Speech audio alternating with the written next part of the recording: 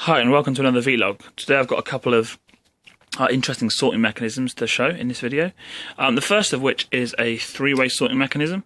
I realised that most of the sorting mechanisms are kind of either, these things are normally just bi-directional, so they're multiples of 2, so 2, 4, 6, 8 in general. But I wanted something that was a three-way sorter, so that had 3 discrete outputs, and also was quite simple.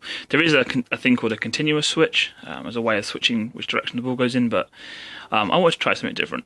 So this is what I've come up with. So this has essentially 3 outputs, number 1, number 2, and then finally number 3. So the first one is just like this. Oh, sorry. Obviously this would be coming in at some speed rather than just rolling down. So that'll be number 1. As you can see, this thing hasn't got any back on it, so when the next one comes down, you'll see that it will go the other way. Again, need to make sure this has got some elevation to it. So that was exit 2, and then finally this will be exit number 3. And so what this little thing does here is this, if you can see this, it actually resets the, so put that push on there, it resets the switch position back to that position. And this will just get tapped on by the ball. So yeah, that's essentially a three-way switch, which I'm quite happy with. Another thing I wanted to refine and work on for this ball machine was my size sorter. So obviously these two balls, this is the old style original Knex ball, and these are the newer ones that work in the air motors as well. And as you can see probably from the video, they're different sizes, and so I want to be able to quickly sort them so they could both use and share similar elements and then be split later on to go back to their original paths.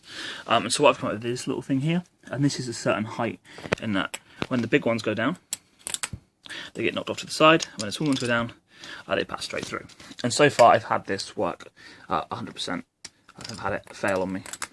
In fact, the big ball itself actually physically wouldn't fit under there at all. So all that would actually happen is if this ever would fail, is that would just get stuck there, and the next ball coming down would actually push it out of the way. So yeah, I think this is, touch wood, fairly fail-safe as a mechanism as far as that goes. And the last thing I have to show you is another toggling switch type thing. So this is another one of those.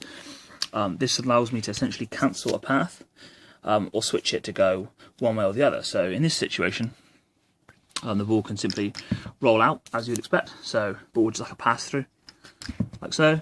And then if you want it to essentially lose the ball or go a different way, you can flick this up and it falls down.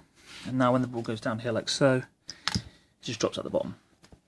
And so what I'm going to have is essentially a load of these mechanisms for each of the paths. From essentially over there, they will go one of 3 ways. Sorry, we'll go one of many ways, and then each of those many ways can be stopped at any point. So I can flick this off and the ball just return to the start.